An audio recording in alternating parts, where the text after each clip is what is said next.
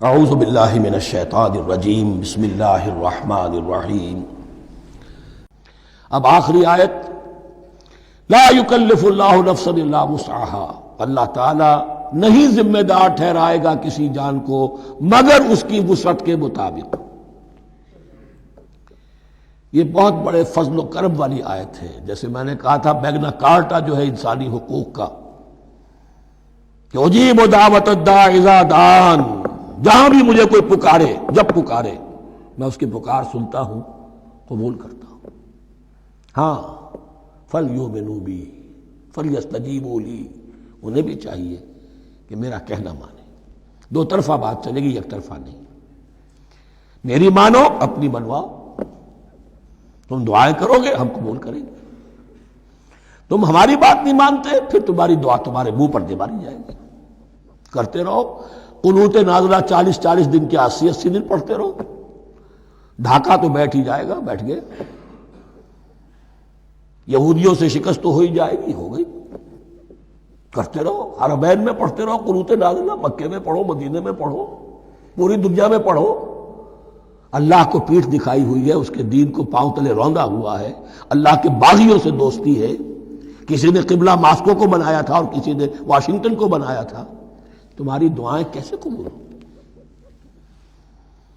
لیکن یہ جو آیت ہے یہ اس اعتبار سے بہت بڑی رحمت کی آیت ہے کہ اللہ تعالیٰ کے ہاں وہ اندھے کی لاٹھی والا معاملہ نہیں ہے کہ تمام انسانوں سے محاسبہ ایک ہی سطح پر ہو۔ اللہ جانتا ہے کس کی کتنی وسعت ہے، اور وسعت کن چیزوں سے بنتی ہے۔ آپ کو کوئی اور جین ملے ہیں، مجھے کوئی اور جین ملے ہیں، انہیں کوئی اور جین ملے ہیں۔ یہ جینز، ان جینز کی اپنی اپنی خصوصیات ہیں، خصائص ہیں، پراپرٹیز ہیں، لیمیٹیشنز ہیں۔ آپ کو کوئی اور ماحول ملا، اسے کوئی اور ماحول ملا، اسے کوئی اور ماحول ملا۔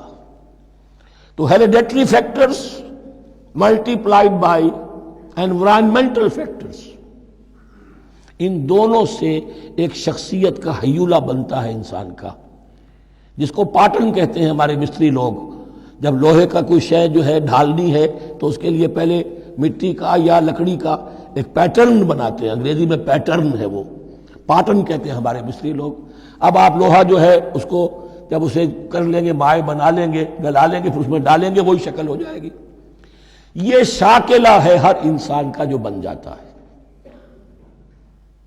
قُلْ كُلٌّ يَعْمَلُ عَلَى شَاكِلَتِهِ فَرَبُّكُمْ أَعْلَمُ بِمَنْ هُوَ أَهْدَىٰ سَبِيلًا۔ اس شاکلہ کے اندر آپ کو محنت کرنی ہے۔ اللہ جانتا ہے کس کا شاکلہ وسیع تھا، کس کا شاکلہ تنگ تھا، کس کے جینز اعلیٰ تھے، کس کے جینز ادنا تھے، کس کے ہاں ذہانت زیادہ تھی، کس کے ہاں جسمانی قوت زیادہ تھی۔ جو بھی کچھ اس نے دیا ہے، جس کو وہاں ہم نے رکھا، اس کو وہاں رکھا، اس نے وہاں تعلیم پائی، اس نے یہاں تعلیم پائی۔ جو بھی انوائرمنٹل فیکٹرز آئے ہیں، جو بھی جینیٹک فیکٹرز آئے ہیں، سب اللہ کے علم میں ہے۔ ان سب کو ملحوظ رکھ کے اللہ حساب لے گا۔ جو شاکلہ ہم نے تمہیں دیا تھا اس میں تم نے کیا کیا؟ ایک شخص کے اندر فرض کیجئے استعداد ہی ہے 20 درجے کی استعداد ہے، اس نے فرض کیجئے 18 درجے کام کر دیا، کامیاب ہو گیا۔ کسی میں استعداد 100 درجے کی تھی، اس نے 50 درجے کیا، ناکام ہو گیا۔ حالانکہ کمیت کے اعتبار سے 50 درجے زیادہ ہے 18 درجے سے، لیکن یہ 18 درجے کا کام وہ کر رہا ہے جس کے اندر استطاعت تھی ہی 20 کی، یا 18 ہی کی تھی، اس نے پوری کر دی۔ اور 50 درجے والا وہ جس کو اللہ نے دے رکھی تھی 1000 کی استطاعت، اس کا وہ 50 بیکار ہو گیا۔ تو اللہ تعالیٰ کا محاسبہ جو ہے انڈیویجول ہے، اس لیے فرمایا گیا کلہم آتی ہے یوم القیامت فردا، ان میں سب لوگ اس دن قیامت کے دن سب آئیں گے اکیلے اکیلے، تنہا تنہا۔ ہر ایک کا حساب ہوگا وہاں، اور ہر ایک کا حساب ہوگا لا یکلف اللہ نفسا الا وسعها۔ اللہ ذمہ دار نہیں ٹھہرائے گا کسی بھی جان کو مگر اس کی وسعت کے مطابق۔ البتہ اس کا اب ایک ریورس ہے۔ ہوتا کیا ہے، ہم سمجھتے ہیں دنیا میں تو بھاگ دوڑ کر رہے ہیں، اور دین اجی ہمارے اندر تو استطاعت، دین کے کام کی صلاحیت ہی نہیں ہے۔ دنیا میں دیکھیں بڑے کامیاب تیزی کے ساتھ دوڑ رہے ہیں، کامیاب پر کامیاب۔ دین ہمارے اندر تو استطاعت نہیں ہے، استعداد ہی نہیں ہے، کیا کریں؟ یہ دھوکہ ہے، سیلف ڈسیپشن ہے۔ استعداد اور استطاعت کے بغیر اور صلاحیت اور ذہانت کے بغیر دنیا میں بھی آپ کما نہیں سکتے، محنت نہیں کر سکتے، کوئی نتائج حاصل نہیں کر سکتے۔ یہ دھوکہ اپنے آپ کو نہ دیجیے۔ یہ ہے جو کچھ کر سکتے ہو کیجیے، کھودیے اپنی شخصیت کو، کھود کر جو نکال سکتے ہو نکال دیجیے۔ ہاں آپ نکال سکیں گے اتنا ہی جتنا آپ کے اندر ودیت ہے، زیادہ کہاں سے لے آئیں گے؟ اور اللہ نے کس میں کیا ودیت کیا ہے وہ جانتا ہے۔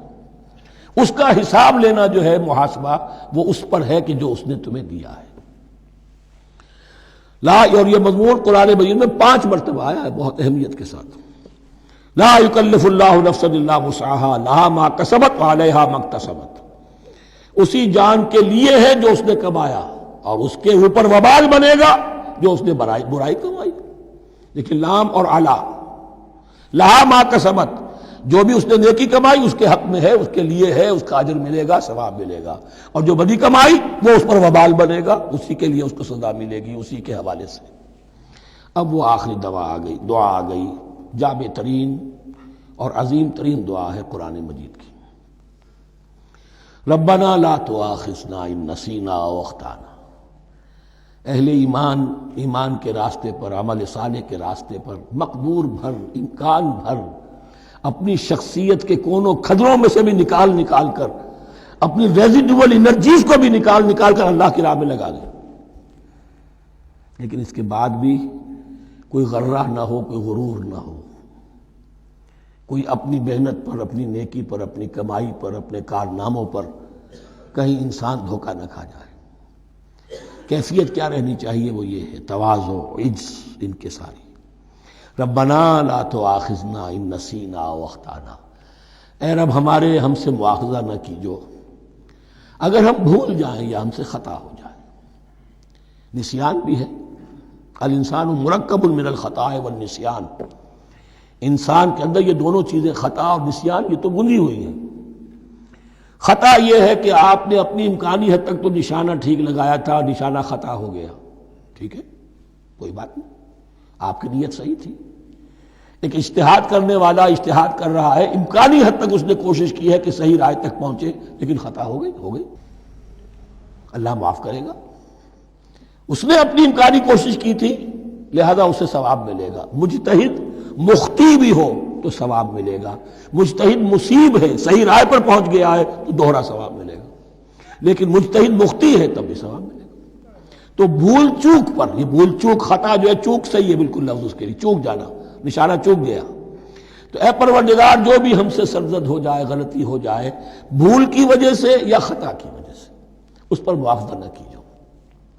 ربنا ولا تحمل علینا اصرا کما حملتہ علی الذین من قبلنا۔ اور اے رب ہمارے، ہم پر وہ بوجھ نہ ڈالیو جس سے ہم لے کر چل نہ سکیں۔ دیکھیے ایک حمل ہوتا ہے جس سے حمال کا لفظ بنا ہے، جس کو لے کر انسان چلتا ہے۔ حمال اس بوری کو یا بوجھ کو اٹھا کر چل رہا ہے، جو آپ کی طاقت میں ہے اور جس سے لے کر آپ چل سکیں، وہ ہے حمل۔ اور جو ہو آپ کو بٹھا دے، اسر اس کو کہتے ہیں۔ یہ لفظ سورہ اعراف میں پھر آئے گا، یضع عنہم اسرہم والاغلال التی کانت علیہم۔ حضور کی شان یہ بھی تھی کہ انہوں نے لوگوں کے بوجھ جو ان کی طاقت سے بڑھ کر تھے ان کے کندھوں سے اتار دیے۔ ربنا ولا تحمل علینا اصرا کما حملتہ علی الذین من قبلنا۔ اے اللہ، تو نے بڑے بڑے بھاری بوجھ ہم سے پہلے لوگوں پر ڈالے۔ شریعت بھی پہلے بھاری تھی، بہت سے معاملات ہم نے دیکھ لیے، روزہ ہمارے لیے کتنا آسان کر دیا گیا، رات کو نکال دیا روزے سے، کہہ دیا خاص طور پہ کھاؤ پیو ضرور، سحری ضرور کرو، تسحروا فإن فی السحور برکہ، کتنی آسانی ہے۔ رات میں تعلق زن و شو کی اجازت ہے، وہاں ان کے روزے میں چپ بھی تھا، چپ بھی رہو، نہ کھاؤ نہ پیو، نہ تعلق زن و شو، نہ گفتگو، تو آسانی کی ہے۔ ان کے ہاں یوم سبت کا حکم تھا اتنا سخت، کوئی کام نہیں کرو گے۔ ہمارے ہاں وہ تھوڑے سے وقت کے لیے، اذا نودی للصلاة من یوم الجمعۃ فاسعوا الی ذکر اللہ وذروا البیع، اذان سے لے کر اور نماز کے ادا ہو جانے تک ہر کاروبار دنیاوی حرام ہے، لیکن اس سے پہلے اس کے بعد آپ کر سکتے ہیں، تو آسانی ہے۔ ربنا ولا تحمل علینا اصرا کما حملتہ علی الذین من قبلنا۔ ربنا ولا تحملنا ما لا طاقت لنا به، اور اے رب ہمارے، ہم پر وہ بوجھ نہ ہم پر عائد کیجو، ہم پر ڈالیو جس کی کہ ہمارے اندر طاقت نہ ہو۔ واعف عنا، ہم سے درگزر فرماتا رہے، ہمیں معاف کرتا رہے۔ واغفر لنا، اور ہمیں بخشتا رہے۔ مغفرت کا لفظ جو ہے اس کو سمجھ لیجئے ڈھانپنا۔ مغفر کہتے ہیں خود کو، جو ہیلمٹ پہنا ہوتا ہے تاکہ گولی جو ہے وہ سر پہ لگے تو یہ آپ کو بچا لے۔ مغفر خود پہنتے تھے تلوار کے وار سے سر کو بچانے کے لیے، سر کو ڈھانپا ہوا مغفر سے۔ تو گناہ کو اللہ تعالیٰ اپنی رحمت سے ڈھانپ دے۔ واغفر لنا، ہماری خطاؤں کی پردہ پوشی فرما دے۔ ورحمنا، اور ہم پر رحم فرما۔ انت مولانا، تو ہمارا مولا ہے، والی ہے، ہمارا پشت پناہ ہے، مددگار ہے۔ اللہ ولی الذین آمنوا یخرجہم من الظلمات الی النور فانصرنا علی القوم الکافرین، بس ہماری مدد فرما کافروں کے مقابلے میں۔ انہی الفاظ پر وہ دعا ختم ہوئی تھی جو طالوت کے ساتھیوں نے کی تھی علیہ الصلوۃ والسلام۔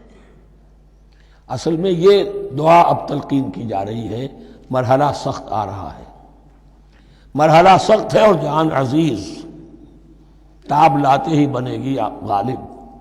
اب وہ مرحلہ آ رہا ہے، اس کے لیے تیار ہو جاؤ۔ یہ سارا حصہ جو ہے در حقیقت یہ تمہید ہے غزوہ بدر کی۔